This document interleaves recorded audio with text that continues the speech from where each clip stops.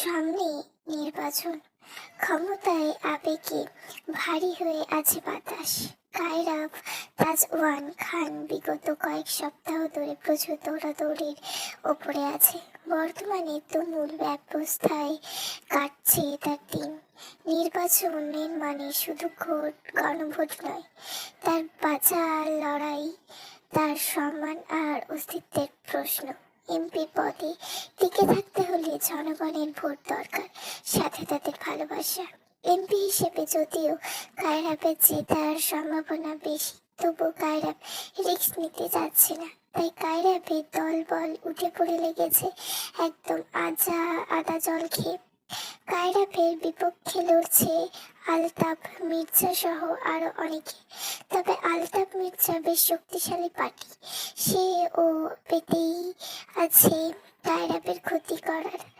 আজকে কায়রাফের সমাবেশের খবর সে আগেই পেয়েছে এবং সেই অনুযায়ী তার পরিকল্পনা কায়রাফ তাজওয়ান খানকে শেষ করে দেওয়া। রাজনীতির ময়দান থেকে কায়রাফ তাজওয়ান খানের সম্পাদিত সম্পত্তির তার উদ্দেশ্য, কারণ এই কায়রাফ ছাড়া তাকে আর তার চালে মাত দিতে কেউ পারবে না। কাল রাতে আলতাফ মির্জা নিজের ঘরেই ছিল। বয়স ছুঁয়ে ছুঁয়ে আলতাফ মির্জা গভীর হয়ে সোফায় আধশোয়া হয়ে বসে আছে। সোফার মাথার পাশে এক হাত রেখে অন্য হাতে সিগারেটটা এমন ভাবে ধরেছে যেন সেই তার ক্ষমতার সিম্বল। সামনে চুলগুলোতে সামান্য উঠে আছে। যতই হোক বয়স তো বাড়ছে, সেটা তো কমানো যাবে না। বয়সের দাবিকে কেউ অস্বীকার করতে পারে না, কিন্তু আলতাফ তা মেনে নিতে শেখেনি। বয়স বাড়ছে, তবু নিজের পুরুষত্বের অহংকার তাকে ঘিরে রেখেছে। 48 ছুঁয়েছে তার বয়স, কিন্তু বিয়ে করেনি। সে বিয়ে নামে কোনো বাঁধনে নিজেকে আবদ্ধ করতে চায় না, কারণ সে জানে স্ত্রী, সংসার, প্রতিজ্ঞা এসব তার মতো লোকের কাছে নিষ্প্রয়োজন। সে সকল পরিবার পরিজন কিছুই নেই তার। তার মতে মানুষের দুর্বলতা বানানো উচিত নয়, তার মানুষের সবচেয়ে বড় দুর্বলতা এই পরিবার। অবশ্য তার রাতের কাজকর্ম অব্যাহত থাকে না। তার রাতগুলো উন্মত্ত, নোংরা, পাপের মতো নিমুক্ত। নিত্য নতুন মুখ, নতুন শরীর, নতুন রানী সঙ্গীতার দিকে দিন কাটে। তবে সবকিছু নির্ভীকতে ঘটে, সবকিছুই লুকানো পর্দার আড়ালে। আলতাফ মির্জা তার অন্ধকার ভিতরটাকে লুকিয়ে রেখেছে, তা সমাজের কেউ দেখতে পাবে না, আর দেখতে পেলেও বলার সাহস পাবে না। জনগণের সামনে এসে এক মুখোশ পরে উন্নয়নমুখী সদালাভী লক্ষ্য দয়দী মানুষের মাথা নইলে সামাল দেয়, হাসি বিলাই, প্রতিশ্রুতি ছড়ায়, কিন্তু ব্যক্তিত্ব জীবনে সে সম্পূর্ণ বিপরীত। এক ভয়ঙ্কর চরিত্র, যার আসল রূপ রাতের অন্ধকারেই রাখে। চোখের সামনে ধোঁয়ায় কুণ্ডলি পাকিয়ে উঠছে। আলতাফ ধোঁয়া ছেড়ে দীর্ঘশ্বাসে আগামী দিনের নোংরা পরিকল্পনার আগে তার মস্তিষ্কের পরিকল্পনা সম্পর্কে আরো ভেবে নিতে চায়। তার চোখ দুটোতে ক্লান্তি আসে, কিন্তু তা সত্ত্বেও শেয়াল সুলভ বুদ্ধি তীক্ষ্ণ ধারালো। সে হা করে ধোঁয়া ছাড়ছে। ধোঁয়ায় মোটা অংশগুলো ছড়িয়ে পড়ে ঘরের কোনায়, অশুভ কোনো সংকেতের মতো। অবশ্য সে মানুষটাই অশুভ। ইমতিয়াজের পোলা বহুত বাড়তেছে রে, ওরে সরাইতেই হব রাস্তা থেকে, নাহলে আমার চালের আমারে মান দিব। আলতাফের কণ্ঠে ভরিক্কি ভাব। সামনে বসা দুটো ছেলের চোখে তখন আগুনের মতো জ্বলন্ত উচ্ছ্বাস। বলল, তাহলে কি করুন বস, ওরাই দি। আলতাফ খ্যাক খ্যাক করে হেসে, সালা উড়াইবি ওরে, এতই সোজা? শত্রুরে দুর্বল ভাবা মারাত্মক ভুল। কায়রাফে সহজ ভাবে নেওয়া ঠিক হব না, ওর বহুত চালাক। আগের বার কি করেছিল ভুলে গেছস? দুটো ছেলে পরস্পরের দিকে তাকায়, আগ্রহ আরো বেড়ে যায়। তাহলে কেন তাহলে করুন কি?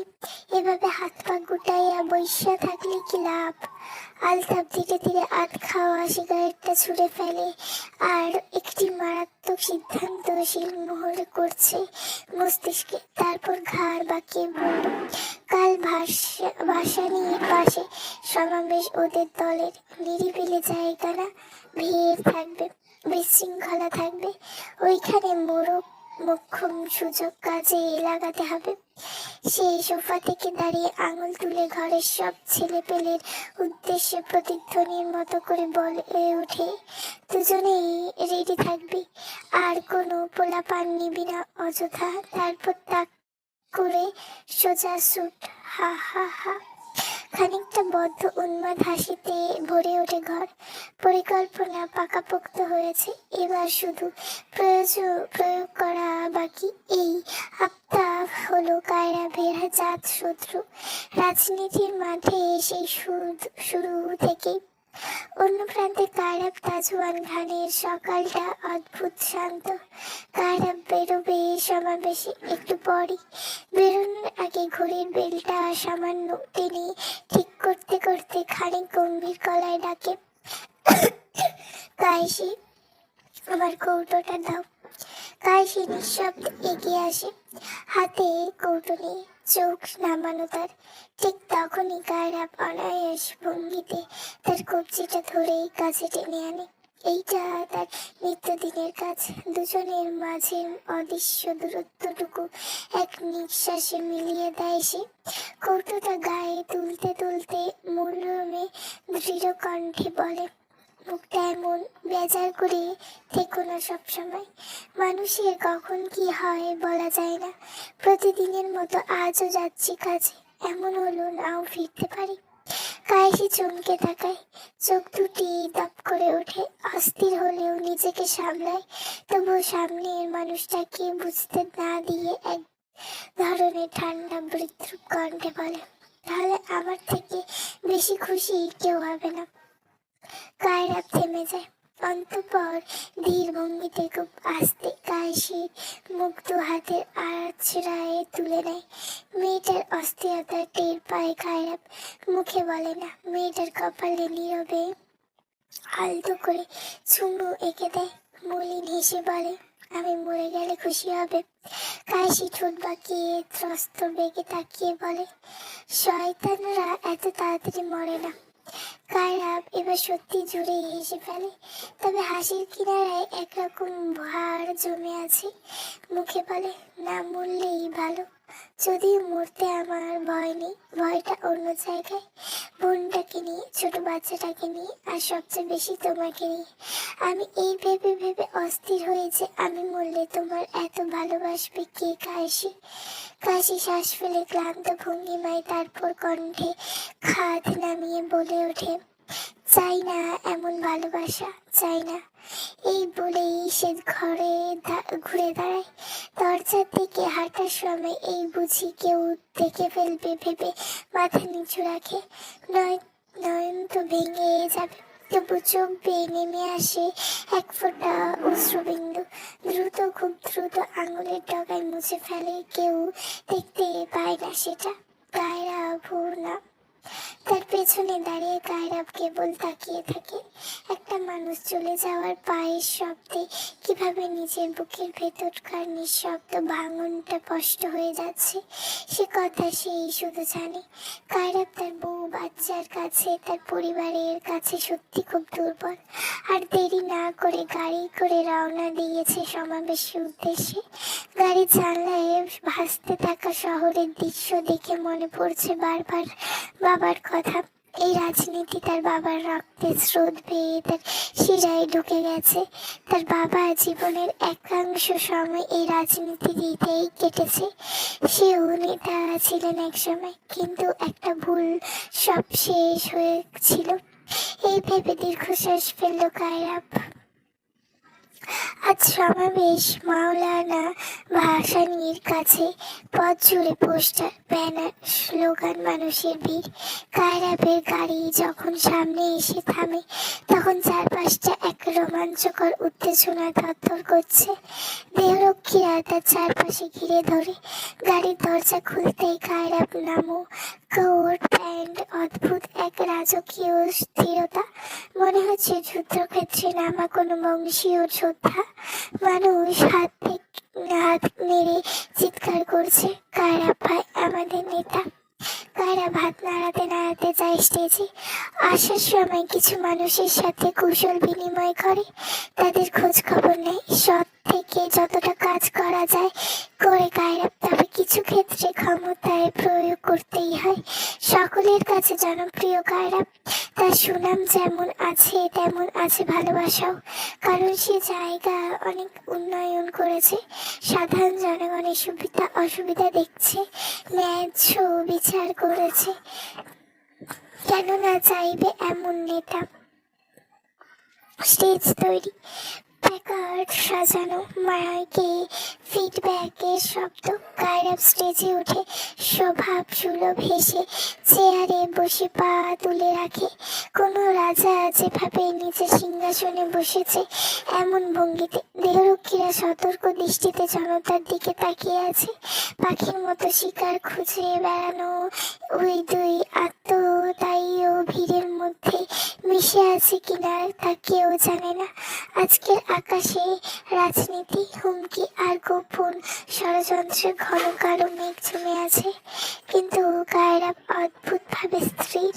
তার চোখের গভীরে লুকিয়ে থাকে আগুন, যে আগুন না থাকলে রাজনীতির মাঠে টিকে থাকা দায়। এবার কায়রাবের বক্তব্যের পালা। কায়রাব সামনে এলেই ভিড়টা নিজে থেকে স্থির হয়ে যায়। বাতাসে ছিল একটা অদৃশ্য টান। সবাই অপেক্ষা করছে তার প্রাণপ্রিয় নেতার বক্তব্য শোনার জন্য। চারপাশে দাঁড়িয়ে থাকা মানুষ, দোকানের সামনে দাঁড়ানো তরুণরা, কাজ থামিয়ে দূর থেকে তাকিয়ে থাকা সকলে চুপ করে।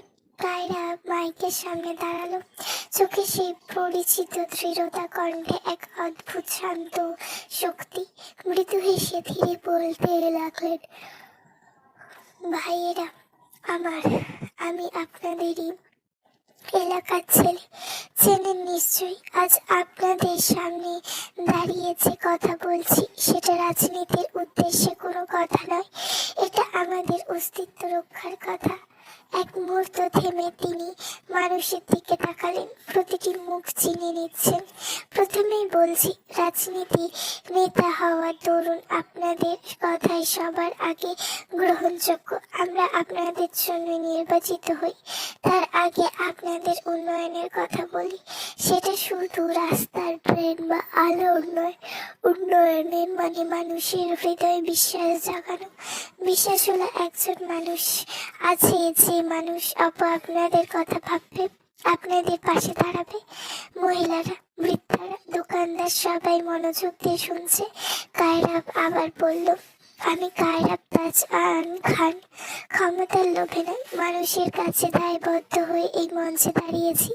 আজ পাশে সে সরকার ভবন তৈরি হয়েছে, এটা শুধু ইট সিমেন্টের দেয়াল নয়, ওটা হলো আপনাদের স্বপ্নের প্রতিচ্ছবি। এখানে যারা কাজ করছে এরা আমাদের সমাজের প্রকৃত ভিত্তি। এই মাটির সাথে এদের ঘাম মিশে আছে, আর সেই ঘামই আমাদের এলাকার ভবিষ্যৎ গড়ে তুলবে।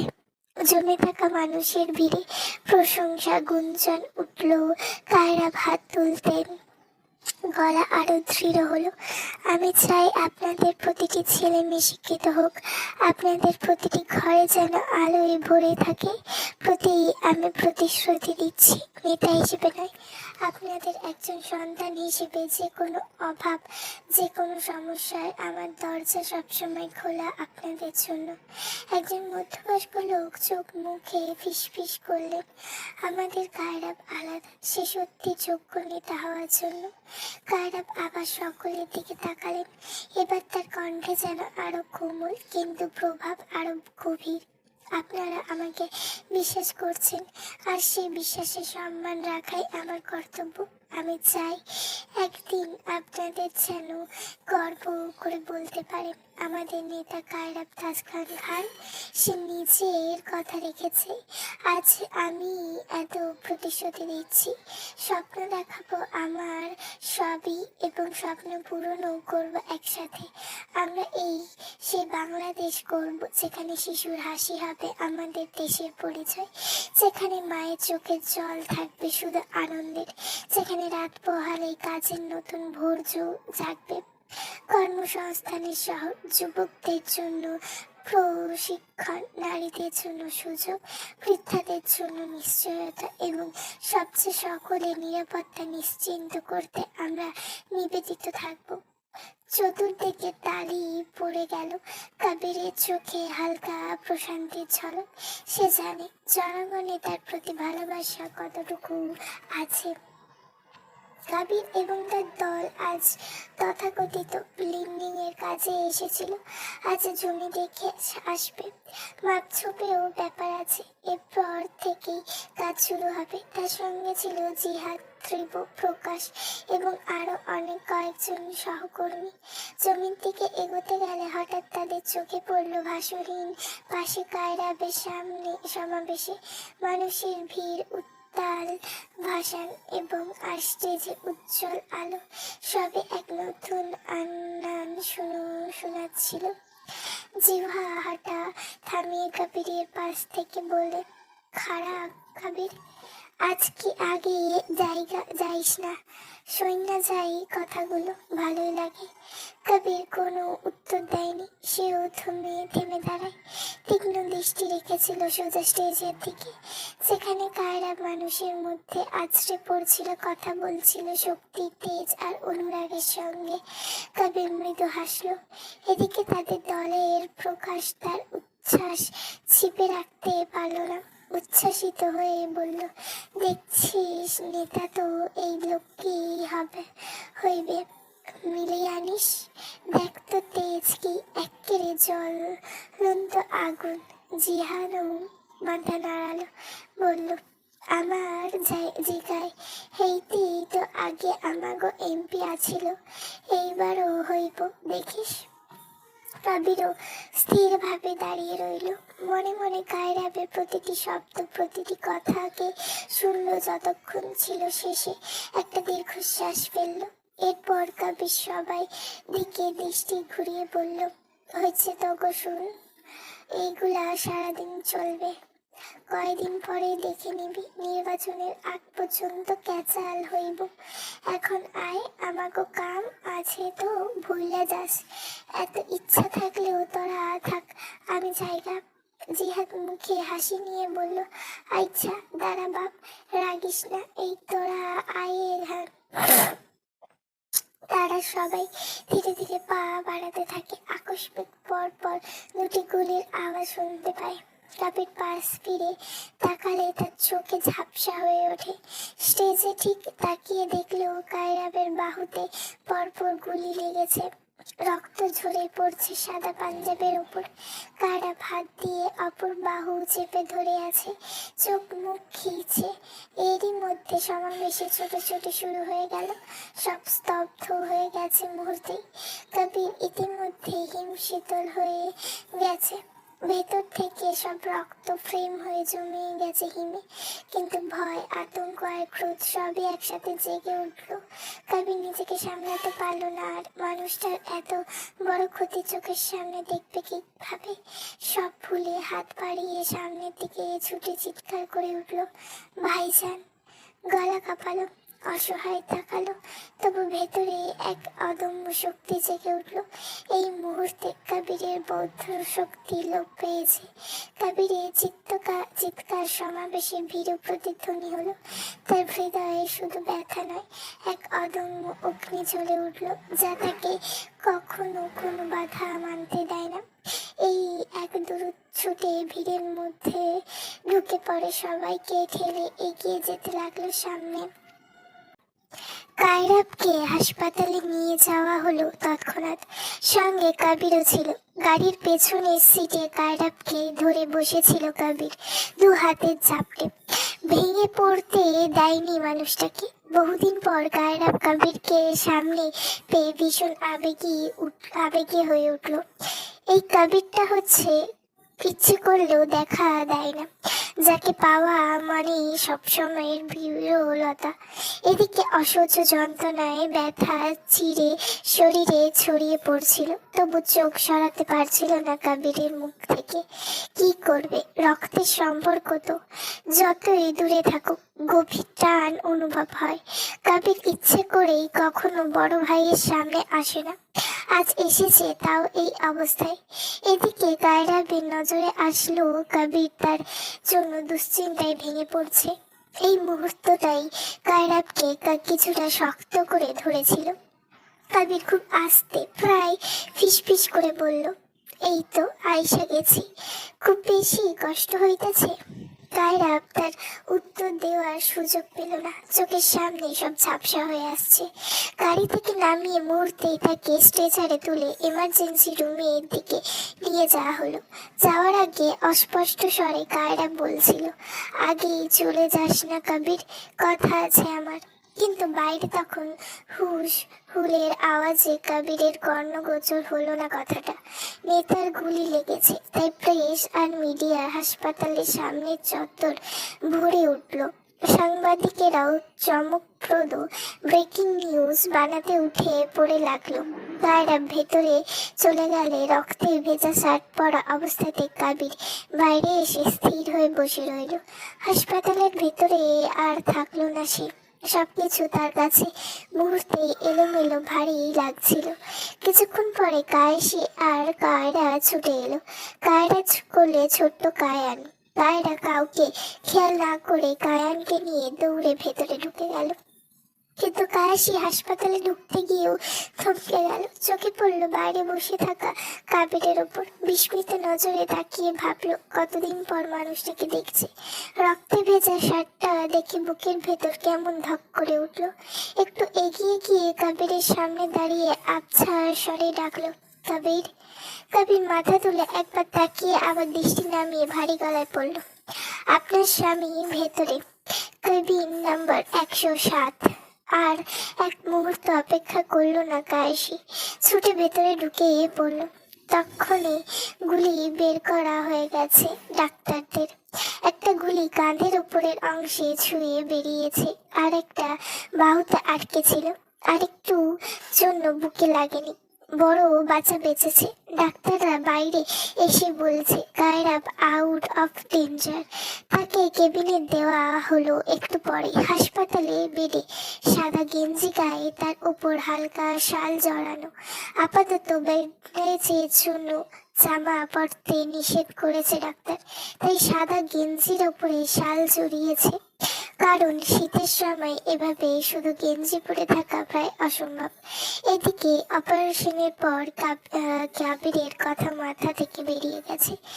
ইতিমধ্যে কায়রাবের দলের ছেলেপোলেরা কেবিনে ঢুকতে অবাক চোখে তাকিয়ে রইল। অবাক হওয়ার কারণ অদ্ভুত রকমের দৃশ্য।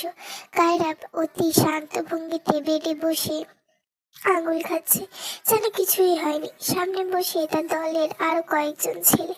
দুজন উদ্বিগ্ন কণ্ঠে জিজ্ঞেস করলো, ভাই কি আছেন তো, সরি ঠিক আছেন তো? কায়রা হেসে নিজেকে দেখিয়ে বলল, দেখ শালা, একদম ফিট আমি, চিল কর। ওই গুলি টুলি কায়রাকে কাবু করতে পারবে না। পরক্ষণেই পাশ থেকে একজন ছেলে মাথা নিচু করে জানালো, ভাই সমাবেশের সময় দুজন ছেলে গুলি করে পালিয়েছে, অল্পের জন্য ধরতে পারিনি, সন্দেহ হচ্ছে আলতাফের কাজে এটা। কায়রাব সিংহের ন্যায় থাবা দেখিয়ে গম্ভীর স্বরে বলল, সন্দেহ কিসের, আলতাফ কুত্তাই কাজ এইটা। আর বেহুদা চামচাদের ধরে কি হবে, ধরবো তো সোজা আলতাফকে। আপাতত চুপ থাক বিষয়টা নিয়ে, সামনে নির্বাচন, বুঝে শুনে কাজ করতে হবে। নির্বাচনটা হয়ে যাক শুধু, একদম থাবা মেরে ধরবো সবটাকে, তারপর ওর চ্যাপ্টার দি এন্ড। ছেলেগুলো মাথা নেড়ে বাঁকা হাসলো। এই সময় ফিরোজ ঢুকলো, কায়রাবের সবচেয়ে ঘনিষ্ঠ মানুষ, যে শুরু থেকে তার পাশে আছে। ডাক্তারের থেকে রিপোর্ট আনতে গিয়েছিল, এইমাত্র কেবিনে এসে বলল, ভাই, ভাবি আর বোন এসেছে, পাঠিয়ে দেব? কায়রা ভেসে বেডে হেলান দিয়ে বলল, পাঠিয়ে দে। এরপর ছেলেগুলো সবাই বেরিয়ে গেল। কায়রা কায়ানকে নিয়ে ঢুকলো পেছনে কায়েসি। বাবাকে দেখে কায়ান এক লাফে তার কোলে উঠে মুখ গুজে দিল বুকে। কায়রা আটকাতে গেলে কায়রা চোখের ইশারায় মানা করলো। এত মানুষ দেখে বাচ্চাটা ভয় পেয়ে গেছে। সচরাচর এত মানুষ একসাথে দেখেনি কায়ান। ধরা গলায় কায়ান বলল, ভাইজান এসব কি? খবরে দেখেই ছুটে এলাম, আর একটু হলে দম বেরিয়ে যেত। তুমি এসব ছেড়ে দাও না। কেন? পরিবারকে চিন্তায় রাখতে এত ভালো লাগে? কায়রা হাত বাড়িয়ে বোনের মাথায় হাত বুলিয়ে নরম গলায় বলল, বাচ্চা মেয়ে বাচ্চাই থাক, বড় শাস্তি হবে না। এই বিকেলে 4টায় না তোর পরীক্ষা? 3:30 বেজে গেছে, দেরি করিস না আর। আমি একদম ঠিক আছি, দেখে নে। যাওয়ার সময় আমার গাড়ি নিয়ে যাস। কায়রা মাথা নাড়িয়ে আর কিছু না বলে বেরিয়ে গেল। সত্যি তার দেরি হয়ে যেত।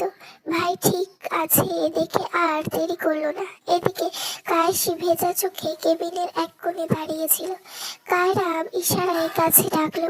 কায়েসি এগিয়ে এসে পেটের পাশে বসলো অতি ধীর ভঙ্গিতে। কায়রা মৃদু হেসে বলল, তোমার দোয়া কবুল হতে হতেও হলো না, আফসোস। কায়েসি এতক্ষণ চুপ থাকলো আর পারল না। সবসময় এই লোক তাকে দিয়ে দেবেই, তাই তীব্র কণ্ঠে বলল, আপনি আসলে কি চান? আমাকে বারবার কষ্ট দিয়ে কি এত পৈশাচিক শান্তি পান? বাচ্চাটা টিভিতে আপনাকে রক্তাক্ত দেখে কেঁদে বাবা বাবা বলে চিৎকার করছিল। জানেন কি অবস্থা হয়েছিল আপনাকে ওইভাবে দেখে? কায়রা কিছু না বলে কায়নের পিঠে হাত বুলিয়ে মাথায় চুমু দিয়ে বলল, এই তো বাবা ঠিক আছে, আমি ঠিক আছি বাবা।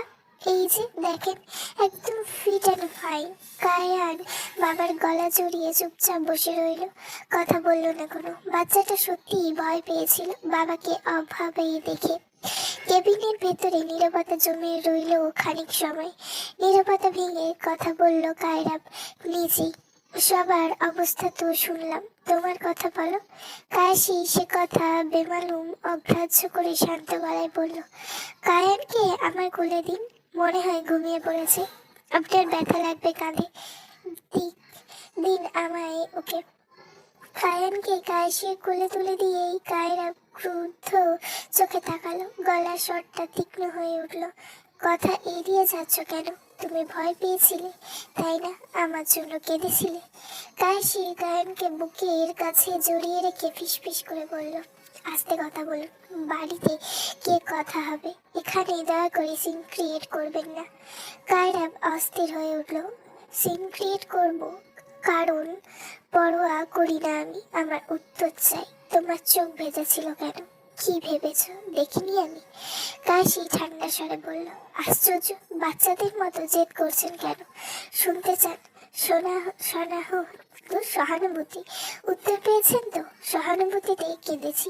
4 বছর শত্রুর সাথে সংসার করলাম, মায়া তো জন্মাবেই তাই না? ওই মায়াতেই কেঁদেছি। কায়রা এই মেয়ের এক গুইমিতে অবাক হয়ে যায় মাঝে মাঝে, তবু মুখে কিছু না বলে কায়ানকে কায়েসির কোল থেকে নিয়ে নিজের পাশে মাথায় বালিশ দিয়ে শুইয়ে দিল। তারপর কায়েসিকে টেনে এনে কোমরে এক হাত রাখলো। তাহলে কায়ান তোমার লজ্জিত অনুযায়ী আকাশ থেকে পড়েছে। অবশ্য তোমার সেই সিনটা আমি জানি, বাকিরা জানে না। নাও, আবার শুরু হয়ে গেছে এই লোক। কায়েসি নিজেকে ছাড়ানোর চেষ্টা করতে করতে বলল, সে সিক্রেট মানে? কিসের সিক্রেট? কায়রা দুষ্টু হাসি ঠোঁটে এনে কায়েসির কানের কাছে ঝুঁকে বলল, কানের লতিতে ঠোঁট ছুঁয়ে মৃদু গলায় বলল, সিক্রেটটা হলো দিদি সবাইকে দেখিয়ে শত্রুর সঙ্গে ঝগড়া করো, যাতে প্রমাণ হয় তুমি জিতেছ। তোমার কোনো ফিলিংস নেই, কিন্তু রাতে ঠিকই আমার সাথে। আর কিছু বলার আগে কায়েসি ধাক্কা দিয়ে তাকে সরিয়ে দিল। অসভ্যের মতো কথা বলবেন না, আপনি এখন অসুস্থ, সেটা ভুলে যাবেন না। কায়রা নিজের দিকে ইশারা করে বিকারগ্রস্তের ন্যায় বলল, একদমই অসুস্থ না আমি। অসুস্থ বলে খেপিও না আমায় কাশি। বিশ্বাস না হলে কাছে আস, প্রমাণ দিচ্ছি। কাশি ছিটকে আরো দূরে সরে গিয়ে বিরক্ত স্বরে বলল, ছি। কায়রা এবার জোরেই হেসে উঠল। পর মুহূর্তে আচমকা আর্তনাদ করে বসলো। কাশি এইবার সব ভুলে হন্তদন্ত হয়ে একদম কাছে এসে আতঙ্কিত কণ্ঠে বলল, কোথায় ব্যথা হচ্ছে? এই জন্যই তো বলি চুপ করে থাকুন, দাঁড়ান ডাক্তারকে ডাকি। কায়রা তার হাত টেনে নিয়ে নিজের কোলে বসিয়ে দিয়ে কায়েসির বুকে মাথা রেখে শ্বাস ফেলে বলল, কোথাও ব্যথা নেই, শুধু কিছুক্ষণ আমাকে জড়িয়ে রাখো। অনিচ্ছুক হলেও ঘৃণা হলেও কায়েসি তাকে জড়িয়ে ধরল না, কিন্তু কায়রাবকে জড়িয়ে ধরতে বাধা দিল না। অন্য সময় হলে সে ছটফট করত, মুক্তি পেতে অধৈর্য হতো, কিন্তু আজ সে ধীর স্থির নিশ্চল, ঠিক কোনো বদ্ধ ঘরের মতো, যেখানে শব্দের চেয়ে অনুভূতিগুলো বেশি ভারী লাগে। বিকেলের সময় আলো বারান্দা জুড়ে ছড়িয়ে পড়েছে। যেই সেই আলোতে ডিভানের আধশোয়া হয়ে প্রিহা ল্যাপটপ খুলে বসে আছে। স্ক্রিনের পর্দায় চলছে কবির সিং মুভি, যেখানে দেখা যাচ্ছে শহীদ কাপুরের স্থির ভালোবাসার উন্মাদ রূপ। আর ল্যাপটপের পাশে রাখা কাপে চায়ের ধোঁয়া ধীরে ধীরে মিলিয়ে যাচ্ছে বাতাসে। প্রীতিশা ভার্সিটি থেকে ফিরেই গোসল সেরে বেরোয়। ভেজা চুলে তোয়ালে জড়িয়ে আয়নার সামনে দাঁড়িয়ে মুছতে মুছতে বারান্দায় চোখ পড়ে। প্রিহানকে দেখে সে হালকা হাসি দিয়ে জিজ্ঞেস করে, কি করছিস প্রিহা? প্রিয়া পেছনে ফিরে তাকিয়ে বলে, মুভি দেখছি মনি, তুমি এসো না একসাথে দেখি। প্রীতিশা বলে, আসছি দাঁড়া, চুলটা মুছিয়ে আগে ভালো করে। আচ্ছা প্রিভান কোথায়? ল্যাপটপের পর্দা থেকে চোখ না সরিয়ে প্রিয়া উত্তর আসে, ও তো ওর বন্ধুদের সাথে ব্যাডমিন্টন খেলতে গেছে। কিছুক্ষণ পর চুল আছড়ে পরিপাটি হয়ে প্রীতিশা এসে প্রিয়ার পাশে ডিভানে বসে পড়ে। পর্দার দিকে তাকিয়ে কৌতূহলী গলায় বলল, এইটা তো শাহিদ কাপুরের মুভি। কি মুভি এটা? প্রিয়া মুচকি এসে বললে, হ্যাঁ কবির সিং মুভিটা। দেখোনি আগে? এটা তো অনেক পুরানো মুভি। কবির সিং শব্দ দুটো প্রীতিশা শুনে মনে পড়ে দুবার উচ্চারণ করলো। অজান্তে ঠোঁটের কোণে হালকা হাসি ফুটে ওঠে। তার বুনো ষাঁড়ের নামও তো কবির। কি বিচিত্র সব চিন্তা ভাবনা হচ্ছে আজকাল। কিন্তু তার মুচকি হাসার কারণ কি? এইটা তো খুব চেনা এক অনুভূতির কথা ভেবেই হওয়া উচিত। প্রিহা প্রীতিশাকে হাসতে লক্ষ্য করে চোখ কুঁচকে বলে, কি হলো মনি, এমন করে হাসছো কেন? প্রীতিশা একটু অপ্রস্তুত হয়ে মাথা নাড়িয়ে বলে, আরে কিছু না, চল দেখি। মুভিটার কথা অনেক শুনেছি, কিন্তু হিন্দি মুভি তেমন দেখা হয়নি। তারপর দুজনে চুপচাপ পর্দার দিকে মন দেয়। বিকেলে গড়িয়ে সন্ধ্যা নামে, গল্প এগোয়, গান বাজে, আবেগ জমে ওঠে। দুই ফুটু ভাস্তি নিরিবিলি সময়টুকু মুভির সাথে সাথে সমাপ্তি ঘটে। মুভির শেষে যে যার ঘরে ফিরিয়ে যায়। প্রিহা নিজের ঘরে গিয়ে পড়াশোনার পাতায় ডুবে দেয়, আর প্রীতিশা কফি বানিয়ে আবার এসে বারান্দায় বসে। কফির কাপে ঠোঁট ছোঁয়াতে ছোঁয়াতে তার মনটা কোথায় যেন সরে যায়। তার কথাকথিত বুনো ষাঁড়টার কাছে নতুন সৃষ্টি হওয়া অনুভূতির কাছে। অলীল ভাবনার মাঝে হঠাৎ নিচ থেকে কিছু চেঁচামেচির আওয়াজ উঠে আসে, যার কারণে প্রীতিশার ধ্যান সে মুহূর্তে ভেঙে যায়। দোতলা বারান্দায় রেলিংয়ে ধীরে ছুঁড়ে এসে নিচে তাকায়। তাদের বাড়ির সামনে রাস্তায় ছোট এক চায়ের দোকান আছে, আর সেই দোকানের সামনে কিছু লোক জড়িয়ে পড়েছে। ঝগড়া চলছে, পাওনা আদায়ের ঝগড়া। কথাগুলো স্পষ্ট শোনা যাচ্ছে না, তাই বুঝলো প্রীতিশা যে ঝগড়াঝাটি চলছে। কিন্তু তা অতি সাধারণ ঘটনা মনে হয়ে চোখ ফেরাতে চাইলো, কিন্তু তখনই নজর কাড়ে এক মোটা চেহারার লোকের সরে যাওয়ার পরের দৃশ্য দেখে। যখন ঝগড়া করতে করতে সে সরে গিয়ে স্পষ্ট হয়ে দাঁড়ালো পেছনে পরম পরিচিত পুরুষালী অবয়ব, তখন চমকালো প্রীতিশা। প্রীতিশার চোখে যেন মুহূর্তের জন্য সময় থমকে গেল। লক্ষ্য করলো কবিরের পরনে শীতের জ্যাকেটটা অন্তত সাধারণ, জিট প্যাটেও সাধারণ, তবু কেমন যেন অনুভূত আকর্ষণ ছড়াচ্ছে, যা সুদর্শন মোহনীয়। কবির চায়ের দোকানের সামনে কাঠের বেঞ্চে বসে অত্যাধিক আরামে চায়ের কাপে থেকে পরপর চুমুক দিচ্ছিল। প্রীতিশার চোখে তখন ঘোর মাতাল ভাব।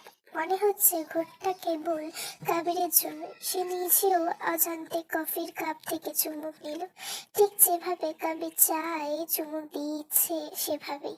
প্রীতিশার চোখগুলো যেন ঘড়ি কাবিরের দিকে আটকে। তার কাছে এখন চারপাশে সবকিছু অজানা, ঝাপসা, অস্পষ্ট, শুধু কাবির স্পষ্ট এবং জীবন্ত।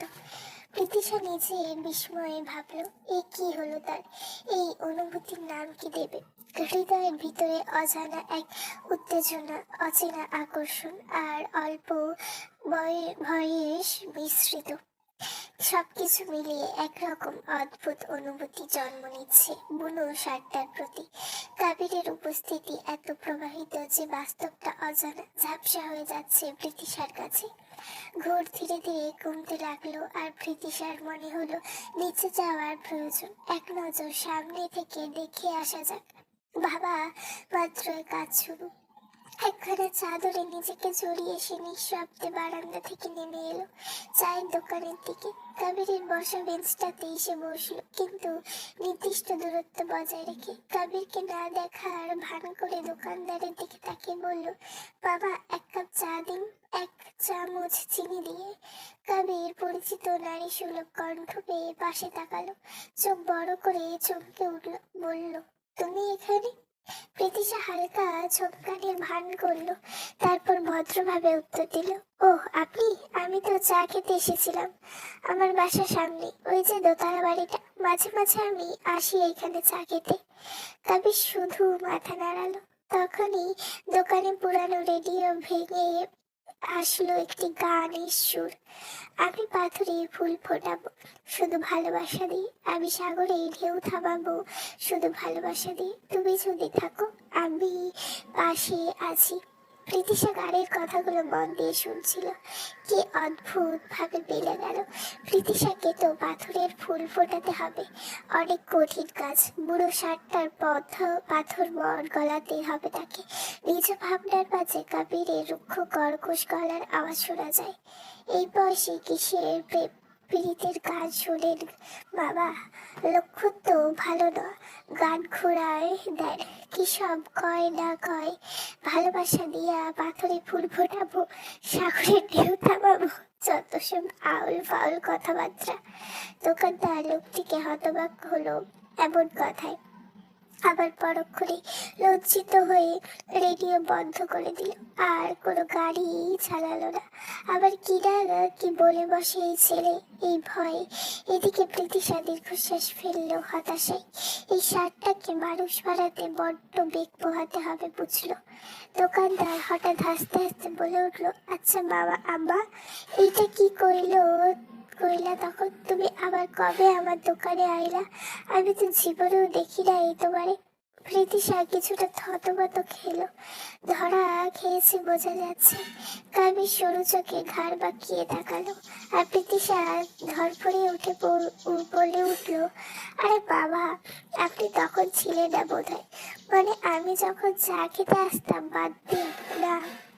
চা কি বানানো হয়ে গেছে? দোকানদার চায়ের কাপ এগিয়ে দিয়ে বলল, এই যে হইয়া গেছে, নেন আম্মা। প্রীতিশা চা হাতে নিয়ে ধীরে চুমুক দিতে দিতে কাবিরের দিকে তাকিয়ে জিজ্ঞেস করলো, আপনার কাজের কি খবর? কাবির সাধারণভাবে বলল, ভালোই। তারপর চা খাওয়া শেষে উঠে গিয়ে দোকানদারের দিকে টাকা বাড়িয়ে দিয়ে চলে যেতে গেলে প্রীতিশাও দাঁড়িয়ে মৃদু গলায় পেছন থেকে বলল, দাঁড়ান, এখনই চলে যাবেন? কবির ঘুরে তাকালো শান্ত হয়ে, তারপর কড়া গলায় বলল, এখন এখানেই থাইকা কি করুম?